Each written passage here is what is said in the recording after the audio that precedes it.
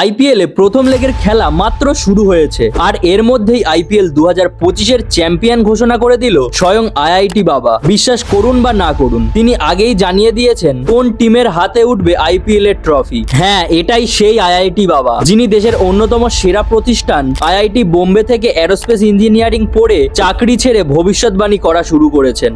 কিন্তু ক্রিকেট নিয়ে তার আগ্রহ একটু বেশি। তিনি নিজে দাবি করেন যে গতবার ভারতকে টি-20 বিশ্বকাপ জিতিয়েছিলেন নিজের দৈব ক্ষমতা দিয়ে। এবারে তিনি বলেছেন যে 25শে মে কলকাতার ইডেনে ফাইনাল হবে সিএসকে বনাম আরসিবি। তবে ট্রফি ধোনির হাতে উঠবে না, বরং 17 বছর ধরে একবারও চ্যাম্পিয়ন হতে না পারা বিরাট কোহলির দল আরসিবি নাকি এবার চ্যাম্পিয়ন হবে। যদি এই ঘটনা সত্যি হয় তাহলে তো আরসিবি ফ্যানদের আনন্দের কোনো সীমানা থাকবে না। তবে ছোট্ট একটা সমস্যা আছে। তিনি আগে ভবিষ্যৎবাণী করেছিলেন যে ভারত নাকি চ্যাম্পিয়ন্স ট্রফি জিতবে না, সেটা একদমই ফ্লপ হয়ে গেছে। তাহলে এবার কি হবে? আরসিবি কি সত্যিই চ্যাম্পিয়ন হবে, নাকি আইআইটি বাবার ভবিষ্যৎবাণী আবারও মাঠে মারা যাবে? আপনার কি মতামত আমাকে কমেন্টে জানান।